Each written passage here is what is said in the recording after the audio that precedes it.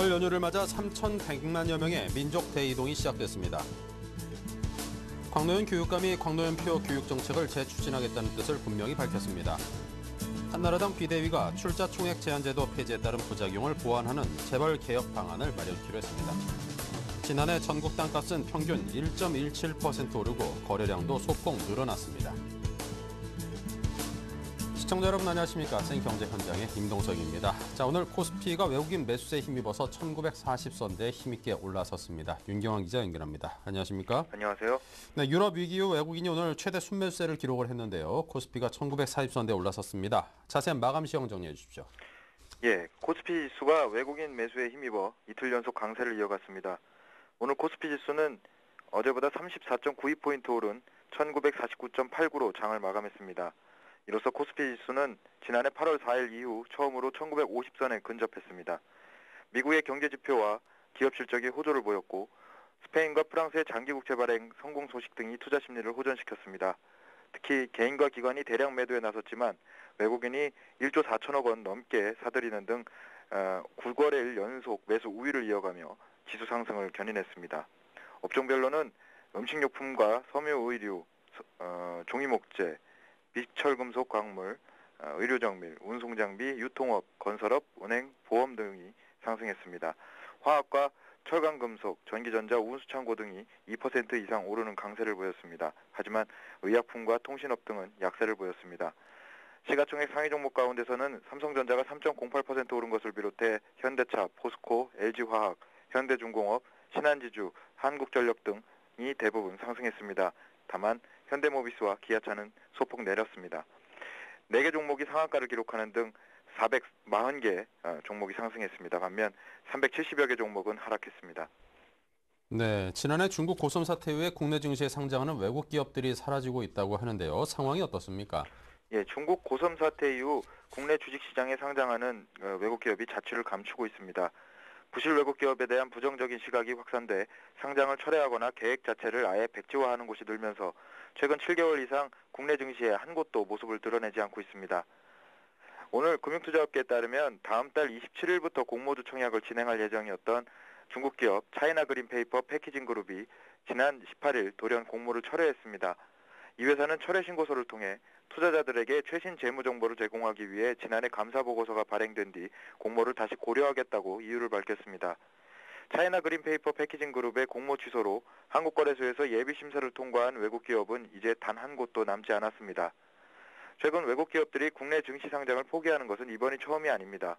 지난해 이후 오늘까지 외국 증권 신고서 제출을 한 후 상장 철회를 결정한 기업은 썬마트 홀딩스, 컴바인 윌 홀딩스, 파워테크놀로지, 차이나 그린페이퍼 패키징 그룹 등 4곳이며 아예 예비 심사 청구 자체를 철회한 기업도 유나이티드 머천트 서비스, UMS 홀딩스 리미티드, 중국건재 설비유한공사 등 3곳이나 됩니다. 중국 대제국제유한공사, EBH 인더스트리 등 지난해 예비 심사 승인을 받고도 6개월 동안 증권 신고서도 못 내보고 사라진 곳도 있습니다. 이로써 고som 사태 이후 현재까지 온전하게 상장에 성공한 기업은 지난해 6월 코스닥 시장에 상장된 완리 한 곳만 남게 됐습니다. 외국 기업들이 잇따라 이렇게 상장을 포기하는 것은 지난해 중국 고som 부실 외계 사건 이후 국내 증시 상장 절차가 까다로워진 데다 이들을 바라보는 투자자들의 시각도 냉담해졌기 때문으로 풀이됩니다. 중국 고섬은 원주 상장 국가인 싱가포르에서 회계 문제가 발생하면서 지난해 3월 23일 이후 지금까지 10개월 동안 거래가 정지된 상태입니다. 특히 상장 포기 외국 기업 가운데는 문제가 된 중국뿐 아니라 미국, 일본, 싱가포르 기업들도 포함이 돼 있어 외국 기업 상장 위축 현상이 전방위적으로 확산되고 있는 것으로 나타났습니다.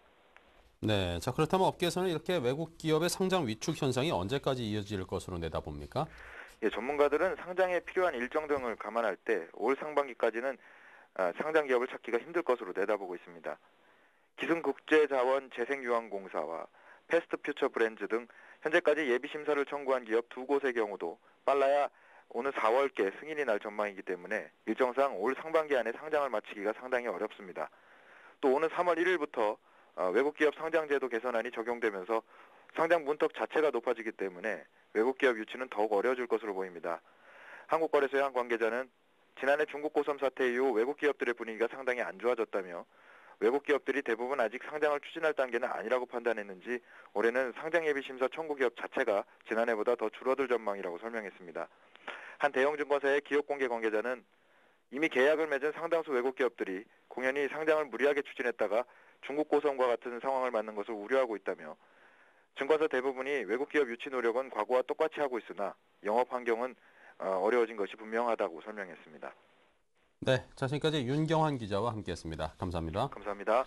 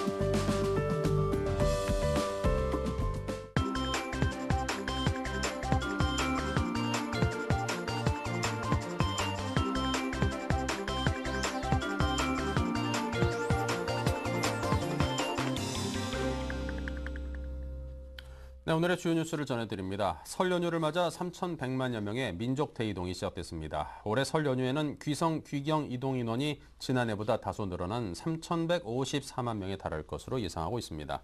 서울역과 버스터미널, 공항 등에서는 귀성객들이 점차 늘고 있으며 오늘 오전부터 서울역에는 가족 단위로 설문 세트나 보자기로 싼 짐을 들고 고향으로 향하는 사람들의 발길이 이어지고 있습니다. 코레일 측은 오늘 오전 10시 이후로는 막차까지 입석도 매진된 상황이라고 설명했고 강남 고속버스터미널도 정규 편성 노선 버스가 전부 매진된 가운데 현장에서 임시 버스표를 판매 중입니다. 광노현 서울시 교육감이 수감 생활 중 중단됐던 광노현표 교육정책을 재추진하겠다는 뜻을 분명히 밝혔습니다.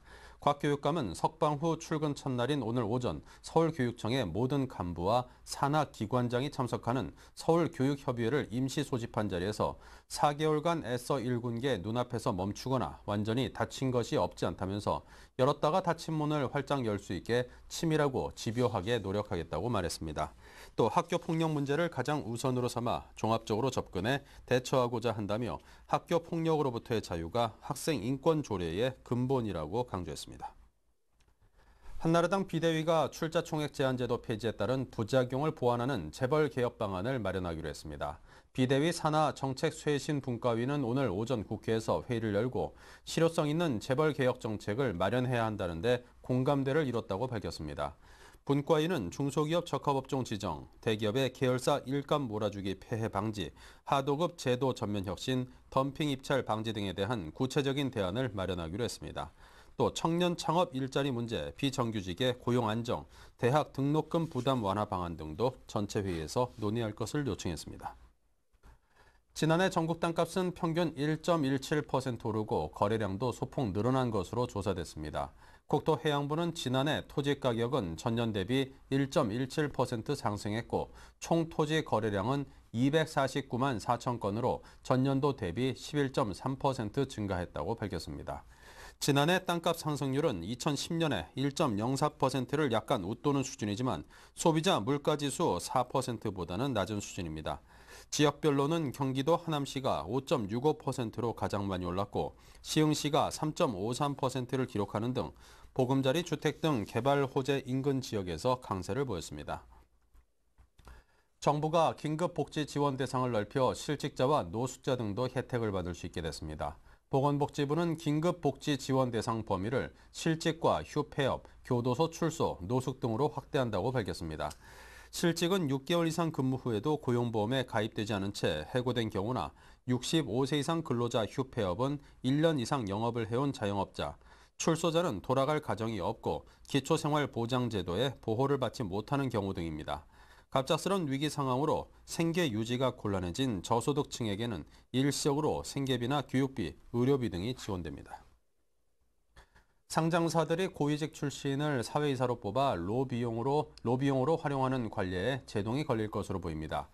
법무부 관계자는 사회이사의 문제점 개선 방향에 대해 논의하고 있다며 권력층 고위직 출신이 전문성 없이 로비용 사회이사로 이용되는 현상 등을 막겠다는 것이라고 말했습니다. 이에 따라 유명무실 논란이 끊이지 않고 있는 사회이사 제도의 개선을 통해 기업 지배 구조의 건전성을 높이고 경쟁력을 강화하는 방안이 제시될 것으로 보입니다.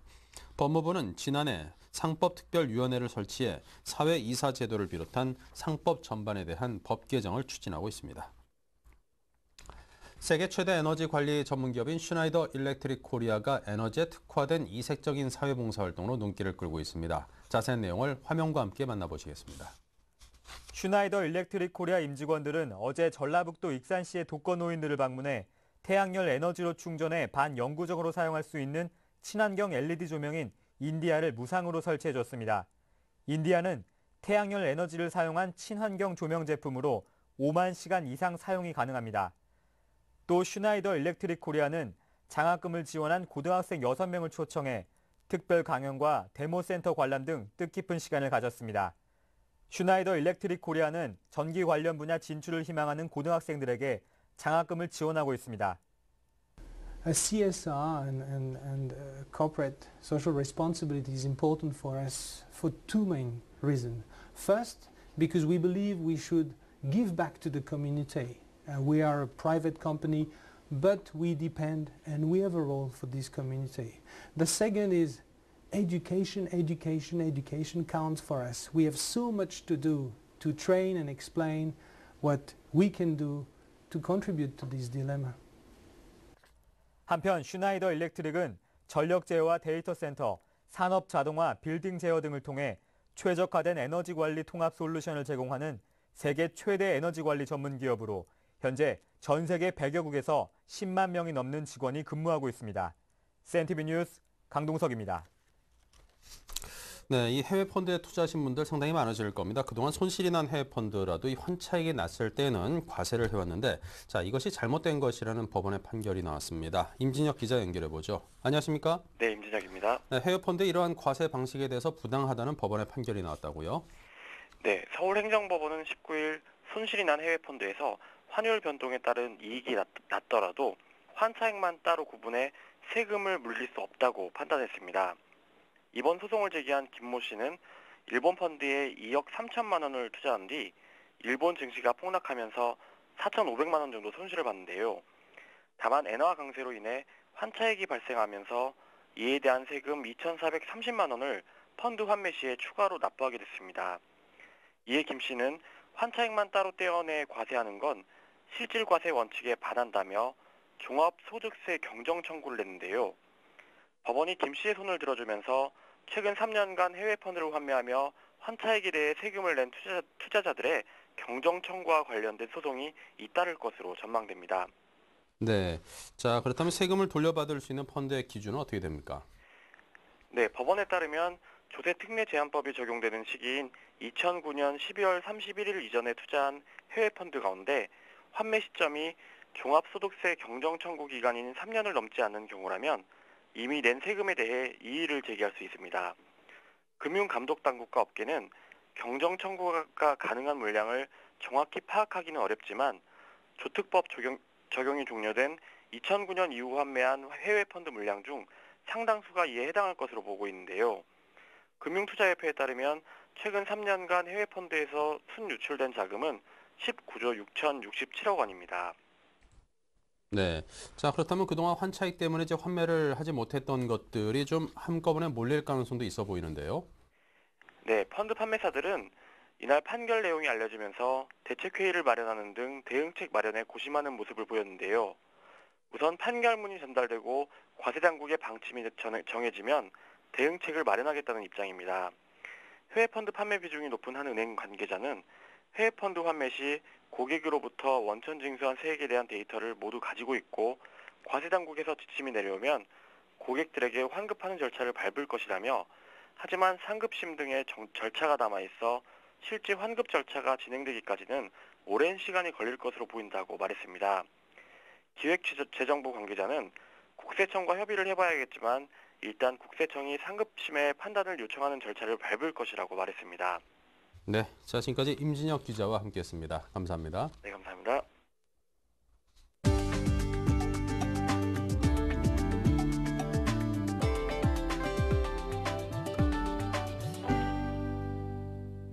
국내 저가 항공사들의 비수기 초특가 운임이 대형 항공사의 3분의 1 수준인 것으로 나타났습니다.